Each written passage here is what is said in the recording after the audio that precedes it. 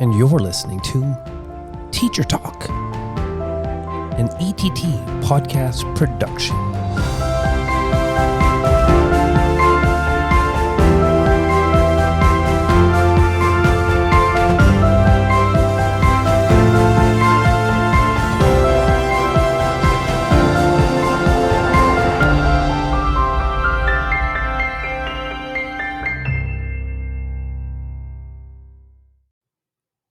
And welcome to Teacher Talk, an ETT podcast. And I'm your host, Cheney, middle school teacher. And my guest today is Matthew Morris, elementary teacher, author, TEDx presenter, I would say impactor and influencer, and really excited to talk with Matthew today about some of the nuances of teaching and the stresses associated with teaching, because too often in this world we get a really simplistic notion of what a teacher's day is like and what is the drain that the system is putting on teachers to keep it together.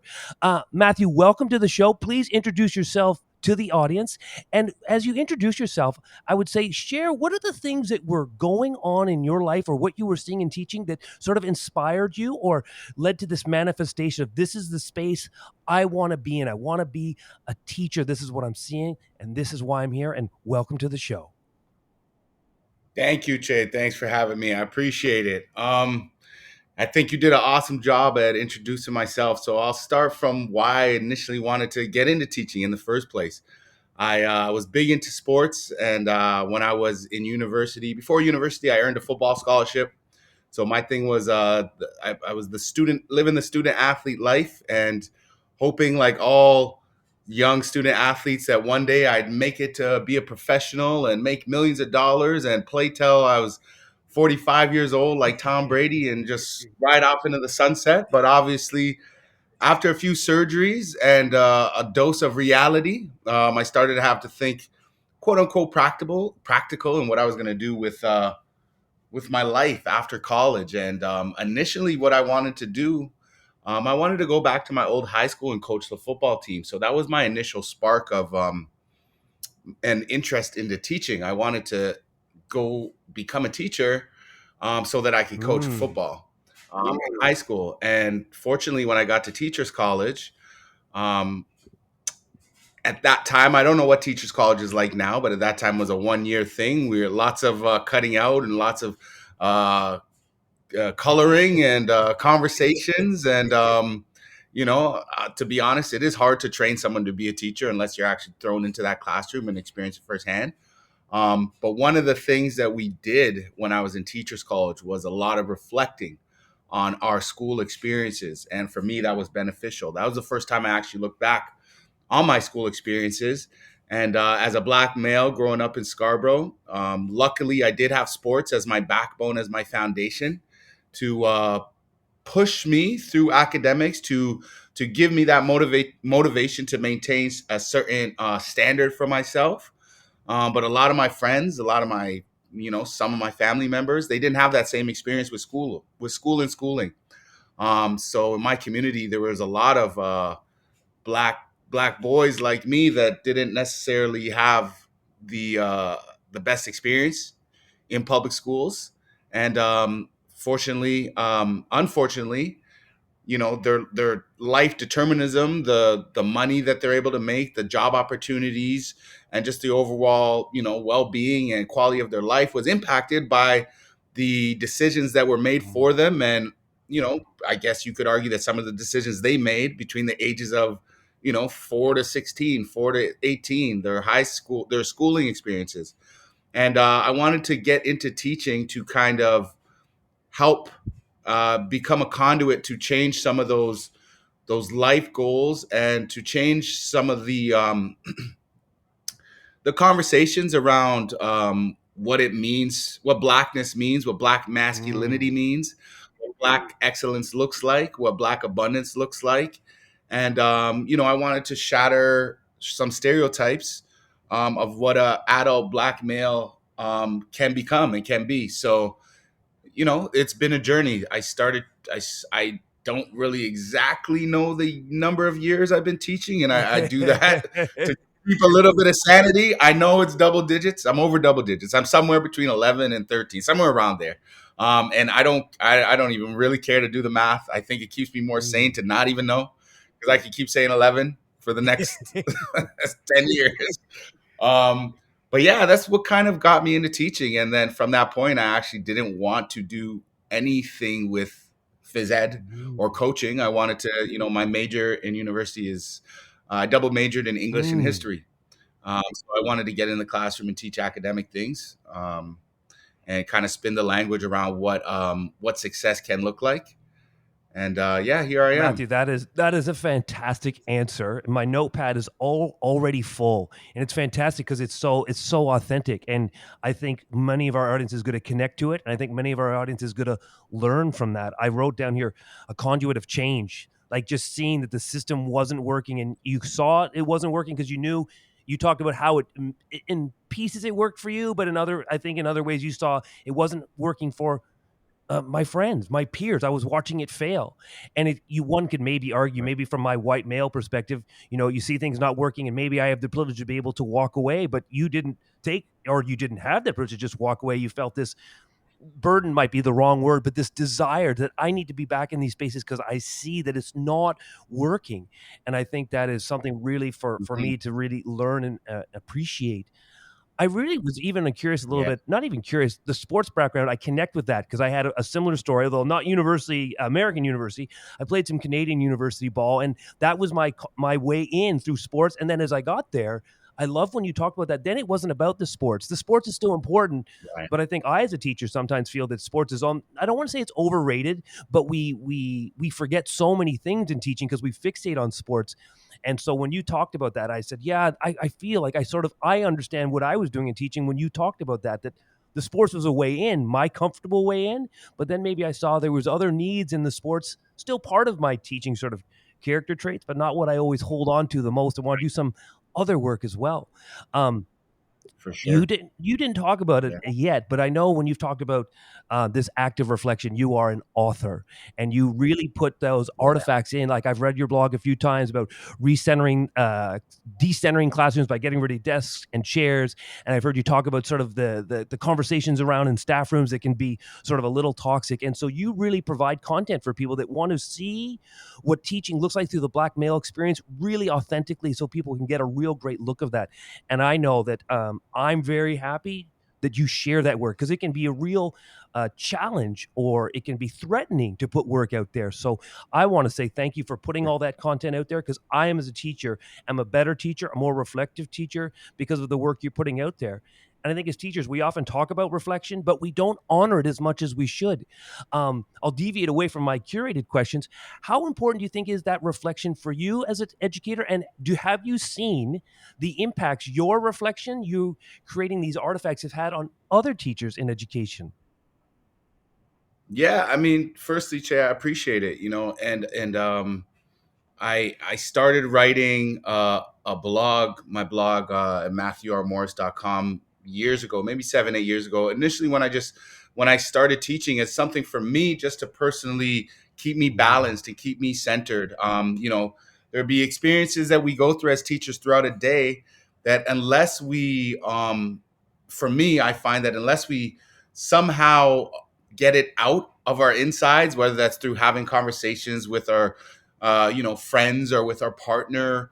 Um, it just sits there, and you let it to fester. And for me, writing was my quote unquote therapy of dealing with situations that happened in between those Mm. school bells and trying to reflect and rationalize what the meaning behind why I still have this feeling in me. And it could be good things, it could be bad, negative things, it could be points of contention, it could be the dynamic experiences that happened and occurred between me and one student, between me and my entire class, between me and a colleague, between me and administration.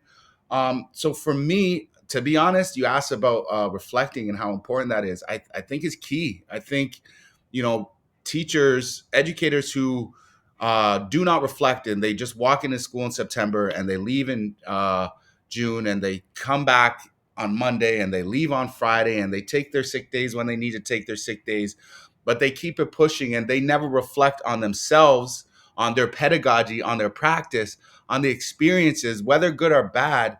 That what ends up happening from my experience, what I've noticed, is that they blame Mm. students, right? They blame when you don't reflect as a teacher, and I'm trying to keep the language as simple as possible, right?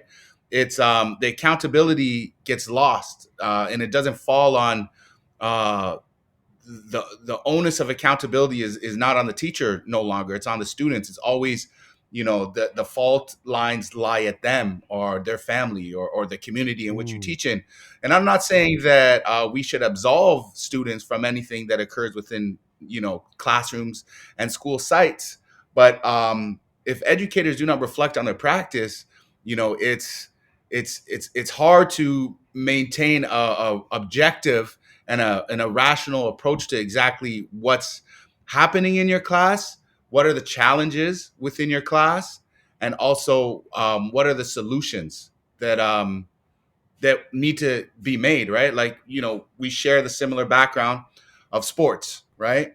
When you get to a certain level in sports, you play the game, and then for the next few days, you review the tape, Mhm. right? The coaches sit with the players in meeting rooms and you watch the game that you played in order to improve, right? And one thing, obviously, in teaching, we don't do that, right? But in other privatized, sectors, there are annual reviews. We have certain, elements within school boards like an annual learning plan and things like that. But I don't know how honest you want to get with the conversation around some of the some of these frameworks that are put in place where you literally can just essentially copy and paste from year Mhm. to year, and there's no real true authentic accountability behind some of those things, unless you're like a new teacher and you're really trying to like um to improve, because the novelty of teaching is Mhm. so different from year to year, right? And to kind of circle back around in terms of reflecting and how has it helped other teachers.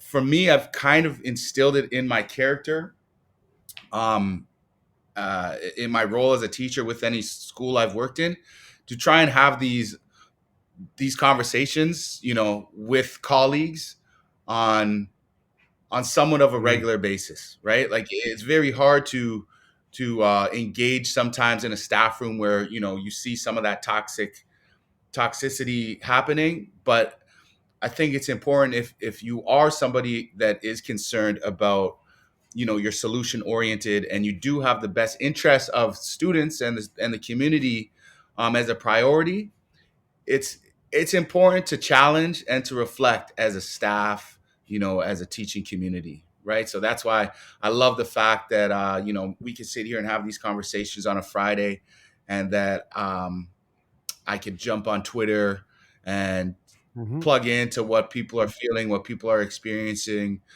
through the course of their school year, through the course of the last couple of Matthew, years. that is some powerful words right there. Again, I was jumping in on the notes and you were talking about that power of reflection. And I'll go back to maybe year 10, 11, 12, 13. It's, a haze back then when I saw my own pedagogy changing and I sort of positioned myself as I'm going to be a disruptor. But to tap into your reflection, I realized I wasn't ready to be a disruptor because I hadn't disrupted myself yet. I sort of erroneously positioned myself as I've got it right. Everyone else has got it wrong, like on a really superficial level. And it Right. took a little bit of time to say, wait a second. You do see things, but you got to see things in yourself first before you make those moves. And I know we've always talked about, for us, you talk about writing. For me, it's these conversations, these podcasts. These are my chance to reflect because I sit and I don't come to the conversation to tell you what I know. It's I want to be open to what I can learn, and I'm learning through this conversation. And so I just love you brought that up. The highlights, interesting. You talked about watching the game in detail, and I think about my teaching. I said too often we only watch simple highlights, and we get this. Oh, I know exactly what's going on in the soccer game because I watched this kid kick top corner. I said, but they've been offside 7 times just trying to get that one opportunity. And sometimes I talk with students about sometimes we only look at the highlights and we don't realize how many efforts went into getting that one signature moment. And I want to come back to you talk about being balanced and being centered.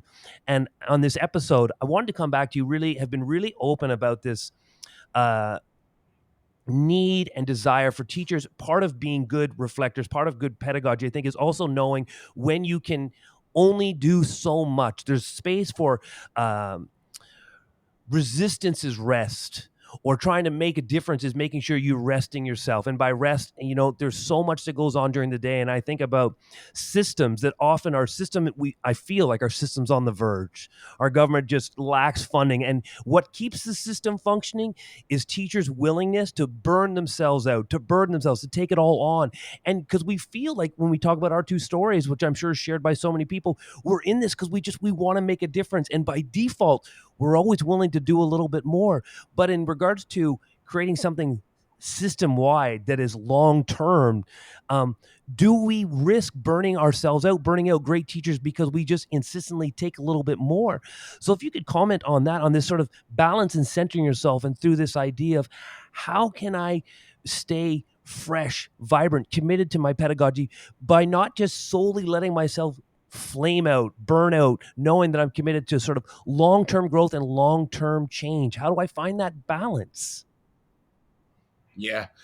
Those are deep gems you're dropping, and I can't help but agree, right? The first problem is if you work in a major city like Toronto, right? Where there are more than one school boards, but naturally the school boards are so big and there are so many moving parts that sometimes the objectives that initially start out positive get kind of lost in the sauce Mm, as they trickle down to the people who they're intended for.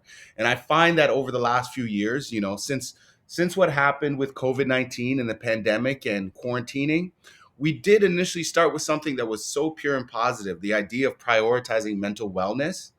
But one, it's almost got lost in the sauce at this point. It's like we forget that we made an emphasis in prioritizing mental mm-hmm. wellness, but this, 2022, 2023, everything's quote unquote back to normal. It's back to how things were, and we've kind of put that to the wayside, right?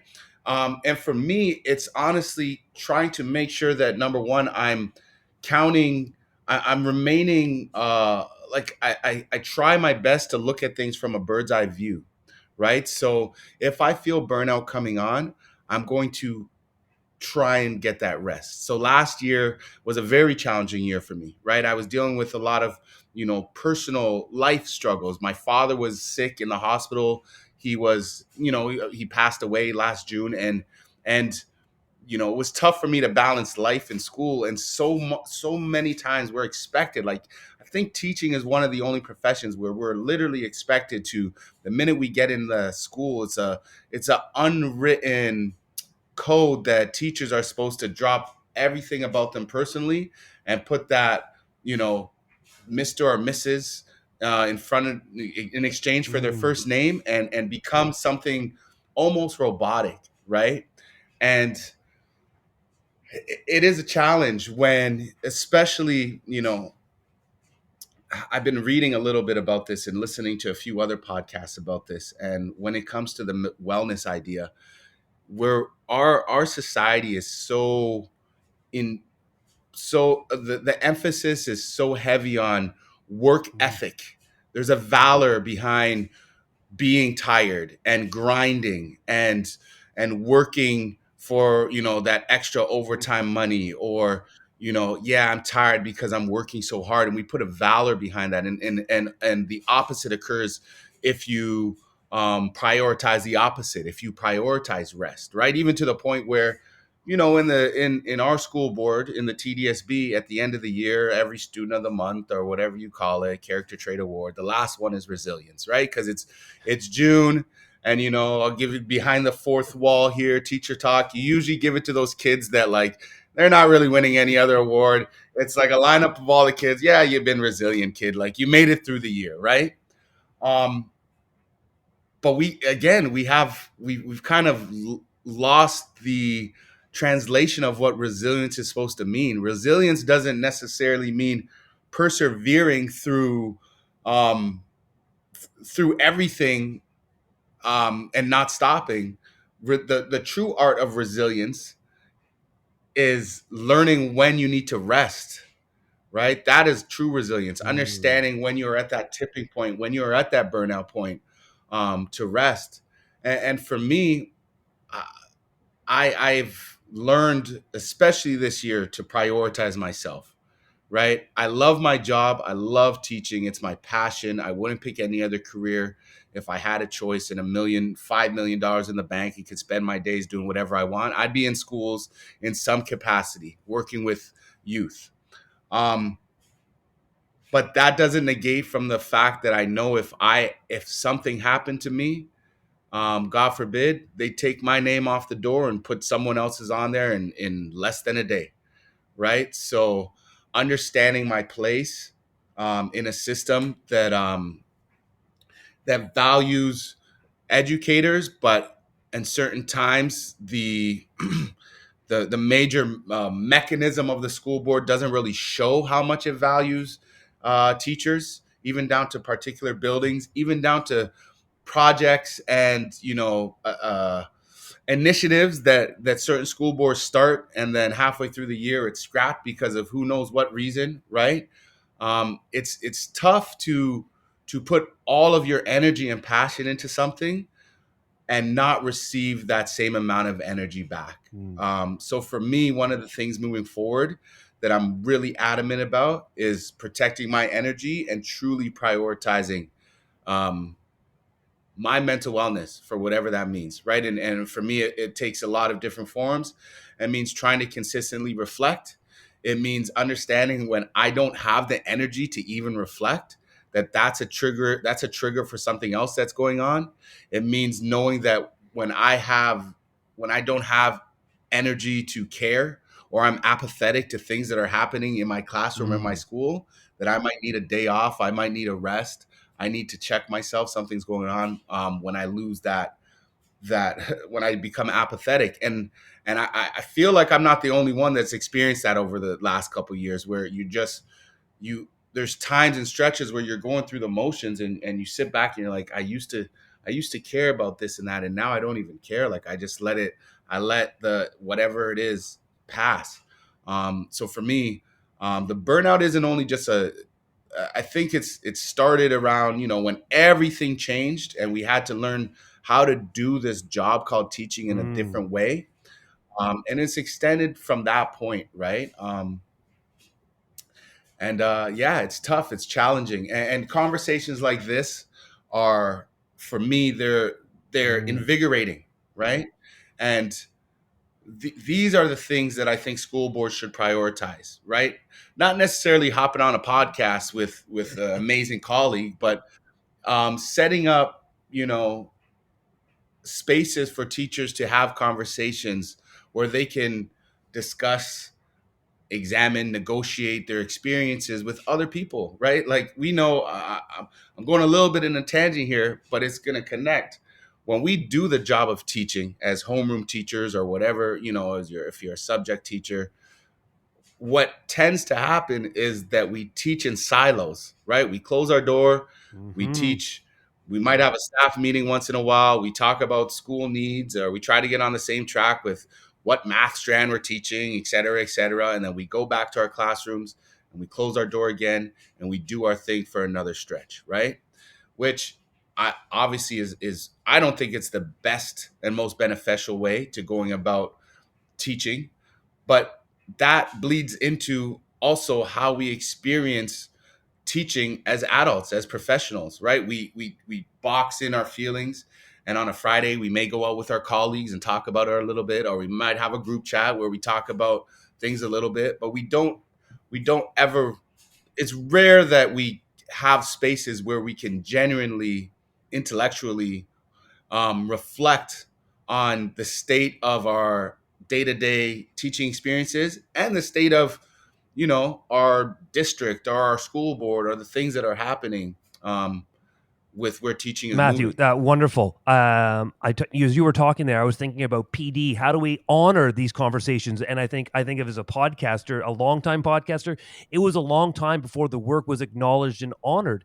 And so you think, I have that one micro example, but then you think, how many teachers are doing the reflection, having these powerful conversations, but it's not being honored and validated anywhere. And so you just start to drift apart. You get into that where it's just my silo. I'm just repeating, because when I try to create spaces to change, they're not available.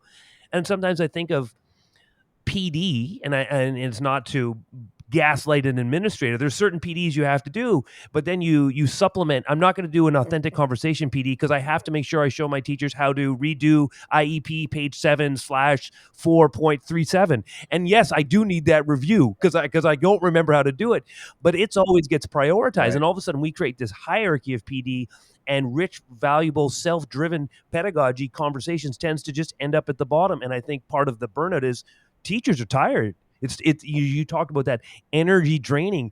So how do you curate space? How do you make space for teachers to have these rich and vibrant conversations? That was one thing I pulled out.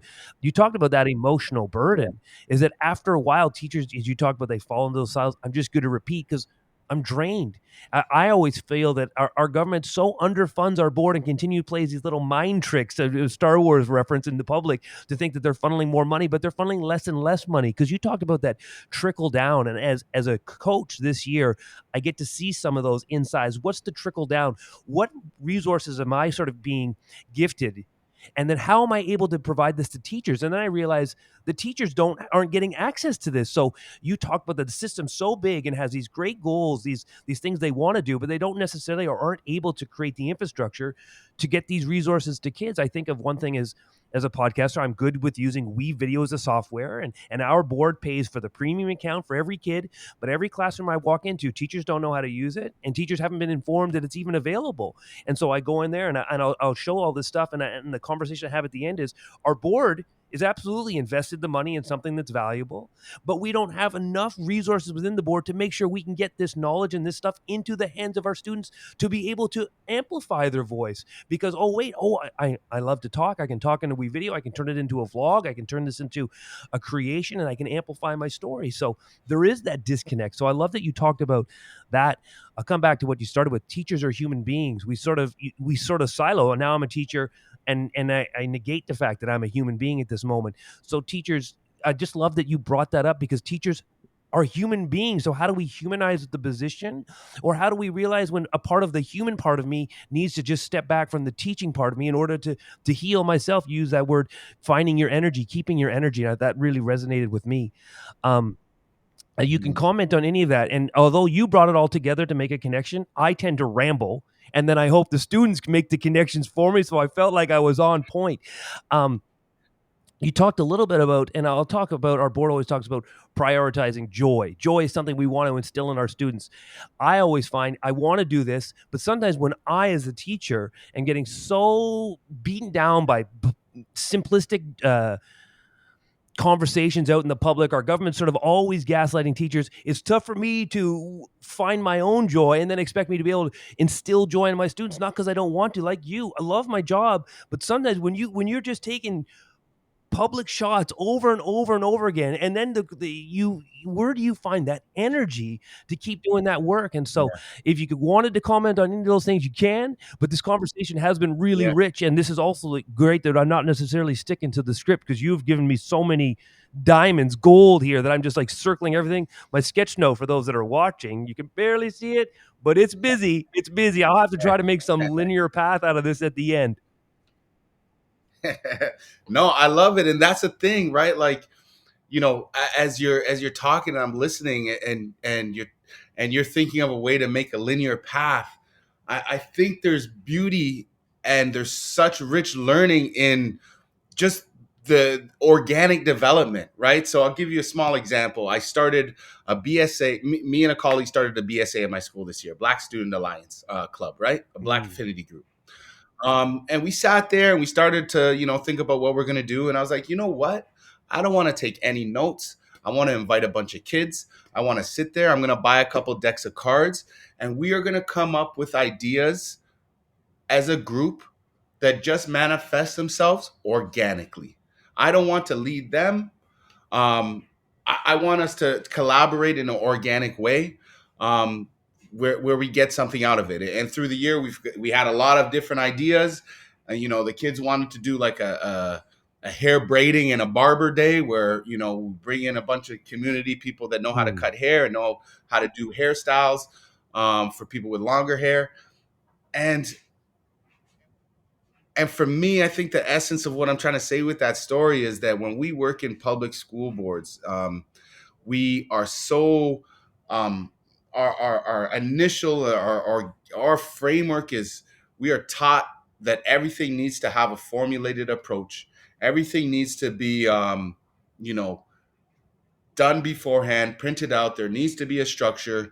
When you teach, you should have a lesson plan, and you should have your minds on, and here's some of your talking points that you want to bring up, and make sure you facilitate these buzzwords. And then when you finish with the activity and action that they're doing, make sure you consolidate the learning, and pack your binder up and head on out and do the same thing the next day, right? But I am just a fan of hopping into a class sometimes and just being organic with the learning and talking about things that are on the students' minds, prioritizing their experience, reading the temperature of the room, so to speak. If we need a break, if we need to go on a walk, because we've been grinding, we've been working, there's no problem with that. I think, what you talk about with your experience this year of being in a central position and seeing it from both sides, and your history of being a teacher, and then in this role of where you're more attuned, and you're invited into the space of admin and how things happen from admin on up. That's where we get lost sometimes. Instead of inviting everyone to the table and having a candid and organic conversation about how to best arrive at these solutions, we have the top that sends it down to people that are also in upper management, for people, so to speak, that aren't necessarily teachers that are listening to this pod. And then they send it to people who are in central or upper central positions. And then when it hits the actual battlefield where you have teachers and students, you get an example where we have a bunch of tech that nobody that it's intended for knows how to use it, let alone even knows that it exists, right? Because everything is structured, instead of being like, here's a box, let me deliver this to a school, let me pick a teacher or a bunch of teachers, or in the staff meeting, forget all the other PR, this and that, and the IEP update 7.6 that you need to know on page 7 of the transition plan. Here's some tech. Our kids don't like using textbooks anymore. This isn't 1997. Let's learn how to use this. And if you don't do that, unfortunately, tying back to your what we were talking about when you started the last time you spoke, that whole person piece. You cannot expect educators, you cannot expect teachers to pick up every last little bit of technology on their own, or our new strategy, or new tool or new resource, and take it on their own time to learn, when they have to do lesson planning, and communication with parents, and report card writing, and classroom management, aside from maybe any other co-curricular things that they're doing within the school. Maybe they do have a passion. Their passion is art or photography club, and they're already doing that, and they're thinking of new ideas to bring to their students. Now you give them a resource and you expect them to learn it on the weekend or on a Wednesday night. Like, it's just not feasible, right? I'm not sure. I haven't had experience in many other jobs that aren't entry jobs that I had, other than the fact when I was a teenager working at like a Walmart or something like that. But teaching is one of the professions where there's so much expected on the teacher outside of the actual work Mm-hmm. hours. Like, when does government or upper management of a school board expect teachers to pick up the to foster the capacity to know how to know how to use a resource, when they have maybe 40 to 50 minutes a day of quote unquote prep time? What's called prep time? When? On their own lunchtime, right? And it's the idea that teaching it's an honor. It is an honor and a privilege. It's not just a job, right? It's a calling, if you really love the role of educating and being an educator. But there also is a limit to how much of myself, how much of my insides I can give without me breaking, right? Teachers are expected to bend, but these days it seems like the unwritten expectation is that we can also break and just remold ourselves and be okay. But that's just not the reality of how things go. Matthew, beautiful share, beautiful share. I wrote down right from the beginning, reading the temperature of the room. And then I wrote beside that trust. Teachers know their space. They know their students because they curate great lessons. And yet they're so seldom at the table when we're making these critical Yeah. decisions. And as I've been central for about 6 months, I'm excited to go back in the classroom because of all the great learning. But when I was there, I realized, yes, I was doing some teaching, but it was not being a teacher. That grind, that burden was different. Mm, And so I have even more appreciation for what teachers were doing, and maybe a little bit more aware of how much I was stretching myself as a teacher. But back to that final comment, I'm still excited to go back into that space. And I love that you talk about it is an honor. And I know my grandparents, I come from a military family, 35 years, and my grandfather, he never spoke about the war, he never spoke about his service. But when he found out I was a teacher, he said, "That's an honorable profession." And I said, from my perspective, when a soldier tells me that I'm doing something that's honorable, I said, I was humbled to hear such a comment from my grandfather. I'm yeah. like, where is this messaging in our today's society where we really see the value in teaching? Because those type of comments are far between these days. Matthew, as we're Yeah. wrapping up, and this has been a wonderful conversation, I know the audience is thankful for all the powerful things that you have said that have opened our eyes to things that are going on in the teaching profession. You can comment on anything I've said, and you've been doing a great job of tying it all together. So this is fantastic, my ramblings. But I also want to know, and the audience wants to know, what's on the horizon for you, because I know you've got a little something coming out in, I believe, in January, but I'll let you sort of announce Yeah. that. So if you want to comment on anything I have, you can. But if you don't, just tell us what's on the horizon for you, Matthew. And thank you for joining Teacher Talk and ETT podcast. Thank you, Chey. Yeah. So I got my debut book is coming out, Black Boys Like Me: Confrontations with Race, Identity, and Belonging. It's on pre-sale now at anywhere you buy books at, including our independent bookstores across the city and across the province. And it's coming out. The release is January of 2024. So I'm really excited for that. Next year, I'm stepping away from the classroom for a little bit, and I'm going to work on a few initiatives in terms of equity and inclusion for a bunch of school boards.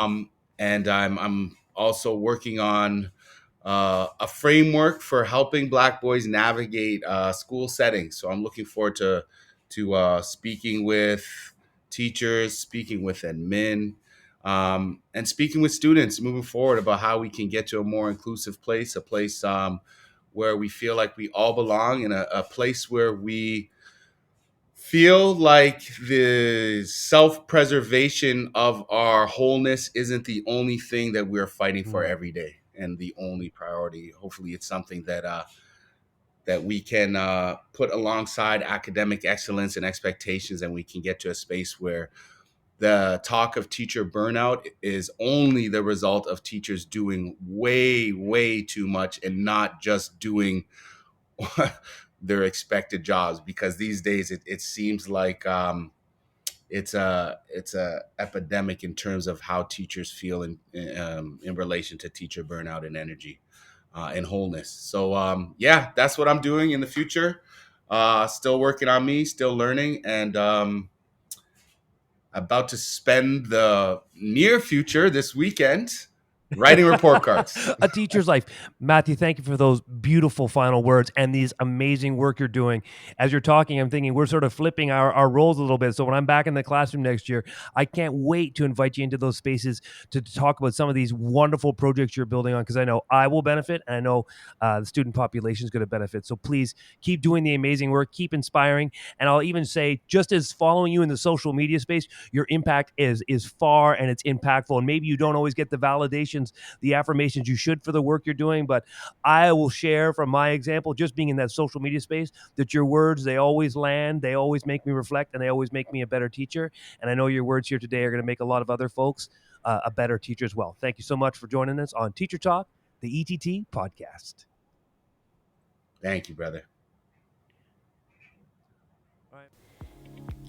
And that's a wrap for today's episode of Teacher Talk, an ETT podcast production. We hope you enjoyed this insightful discussion. We'd like to remind you to rate, review, and subscribe to our podcast on your favorite platform. Your feedback helps us reach more educators like yourself. Don't forget to visit our website at ETT.ca. There, you'll find additional information and resources from ETT. The ideas and opinions shared on this podcast are our own and do not represent the viewpoint of any organization. We aim to provide a platform for open dialogue and thought-provoking conversations. If you have any topics you'd like us to cover or any questions you'd like us to address in future episodes, feel free to reach out to us on social media or email teachertalk@ett.on.ca. We love hearing from our community. Teacher Talk is a Chey and Pav educational services production where we strive to bring you the best educational production and professional development. You can connect with us at cheyandpav.com for all your podcasting needs. Until next time, keep inspiring, keep teaching, and keep making a difference in the lives of your students.